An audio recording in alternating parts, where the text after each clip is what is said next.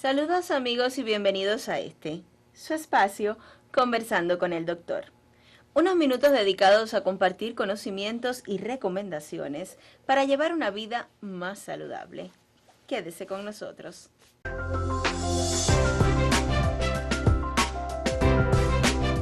El organismo humano ha sido víctima desde siempre de enfermedades parasitarias que afectan la salud. Conocer la esencia de estas enfermedades y cómo evitarlas es sin dudas un tema de interés. Esta tarde conversaremos sobre el parasitismo.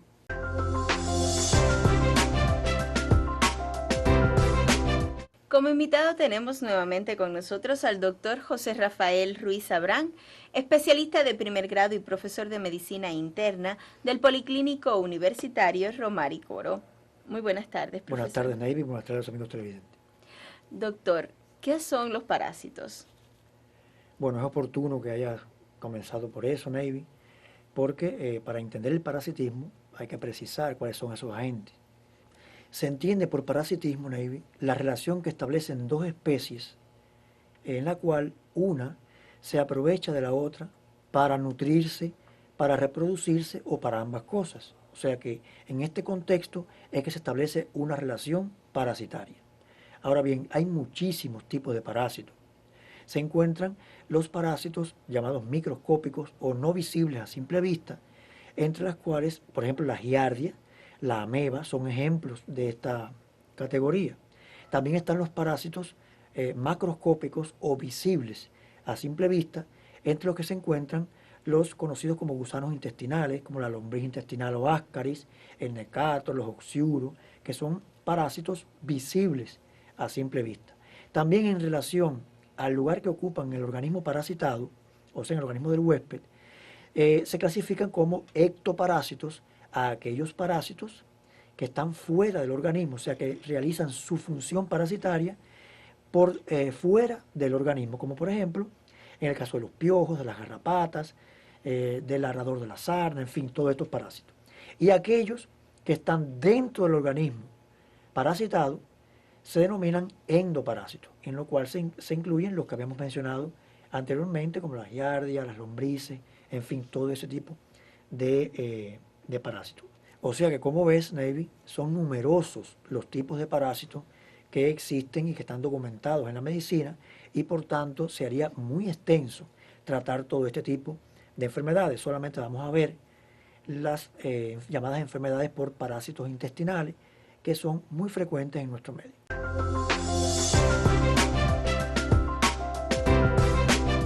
¿Y son muchos los parásitos que afectan el intestino humano? En verdad, Navy, son muchísimos los parásitos documentados que afectan la salud. Y también es realidad que en algunas regiones del mundo existen parásitos propios de esas regiones, y hay otros parásitos que se ven en todas las partes del globo. O sea que hay distintos tipos de especies acorde al lugar y acorde al país. Muchas veces tiene sus propios cuadros de parásitos frecuentes en ese lugar. Ahora, Navy, no es menos cierto que el parasitismo intestinal se conoce en Cuba desde la era colonial. O sea, desde la colonia española ya existían documentadas enfermedades parasitarias en nuestro país, las cuales durante muchos años fueron muy comunes en la población, sobre todo la población que estaba expuesta a la pobreza, al hambre, a la falta de higiene, y en esos casos los niños eran las víctimas más propicias de las enfermedades parasitarias, lo cual llevó a la mortalidad infantil elevada de todo eso, de décadas en nuestro país, y que fue precisamente causada en cierto grado por las enfermedades parasitarias.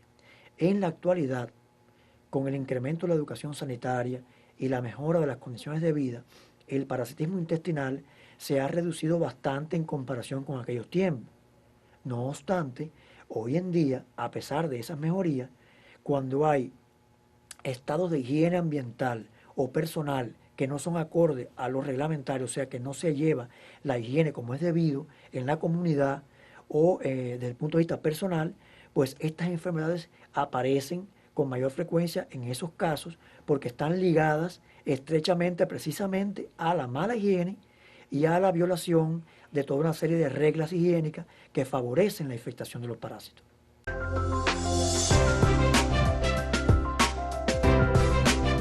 Profesor, ¿y cuáles son los parásitos intestinales más frecuentes en nuestra comunidad?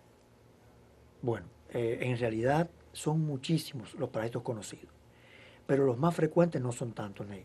Y de ellos, los más comunes que tenemos en nuestro país son, desde el punto de vista microscópico, la giardia, la ameba, que son bastante frecuentes, y los macroscópicos o visibles a simple vista, tenemos el Ascaris lumbricoide o lombriz intestinal, el oxiuro, el necatro americano, los tricocéfalos, la tenia, que son las solitarias, son parásitos bastante comunes.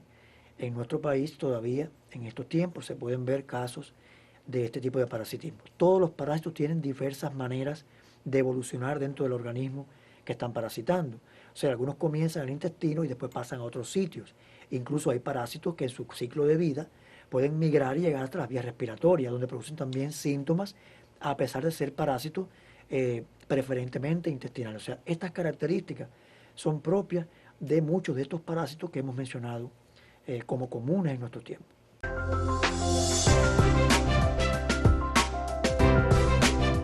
Doctor, es lógico que sería imposible que usted nos detallara los síntomas que producen cada uno de estos parásitos, pero usted pudiera hacernos un pequeño resumen.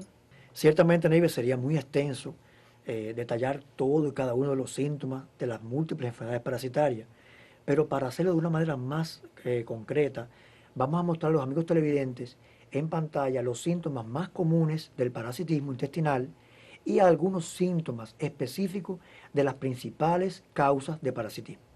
Síntomas comunes a varios tipos de parasitismo: náuseas y vómitos, diarreas o estreñimiento, digestiones lentas, dolor abdominal en forma de cólico en ocasiones, pérdida de peso y apetito, decaimiento, irritabilidad e insomnio. En cambio, hay síntomas característicos para algunas especies de parásitos. En primer lugar, el prurito o la picazón anal es frecuente en los oxiuros. Las lesiones alérgicas en la piel aparecen muchas veces en la giardia. Y las neumonías irritativas son propias de las fases migratorias del Ascaris lumbricoide o lombriz intestinal.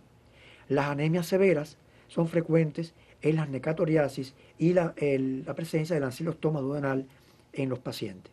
Las obstrucciones intestinales propias del Ascaris y las diarreas crónicas se hacen presentes en la giardiasis de manera bastante frecuente.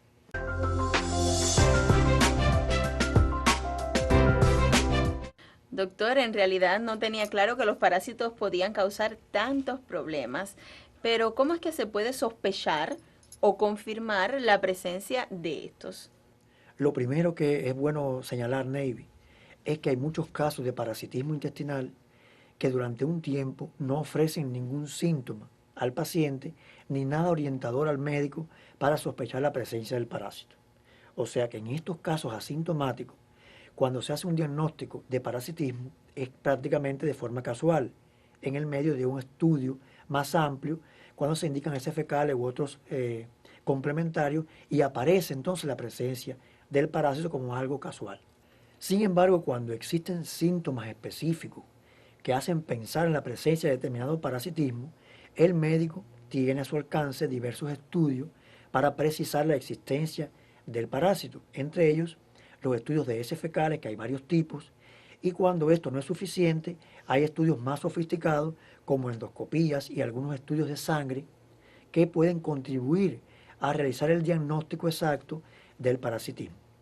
Ciertamente, Navy, para cualquier tratamiento antiparasitario es muy importante la certeza y el determinar la presencia del parásito como premisa para un tratamiento.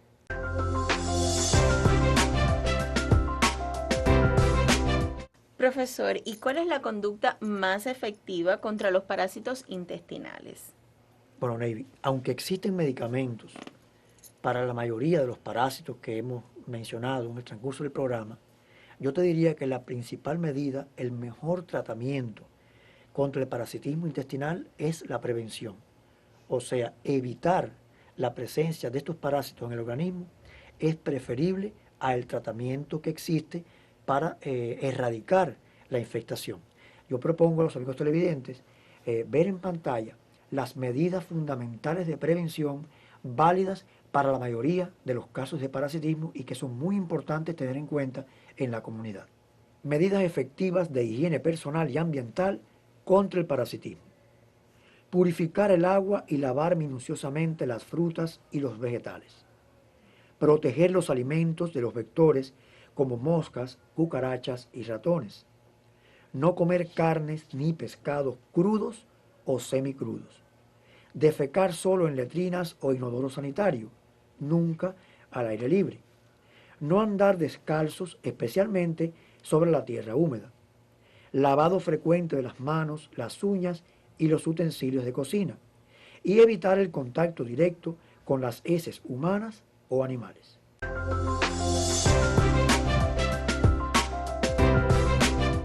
Doctor, ¿y existe algún medicamento o remedio casero que sirva para eliminar estos tipos de parásitos intestinales?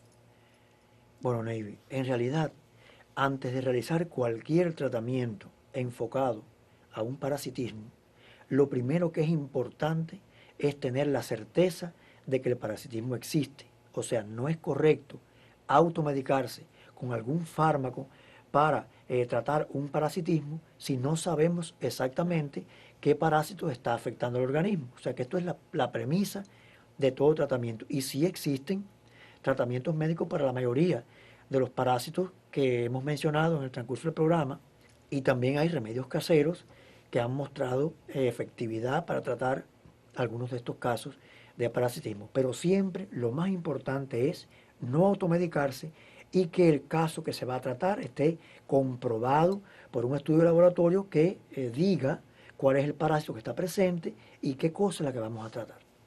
Doctor, como siempre, fue un verdadero placer tenerlo esta tarde con nosotros.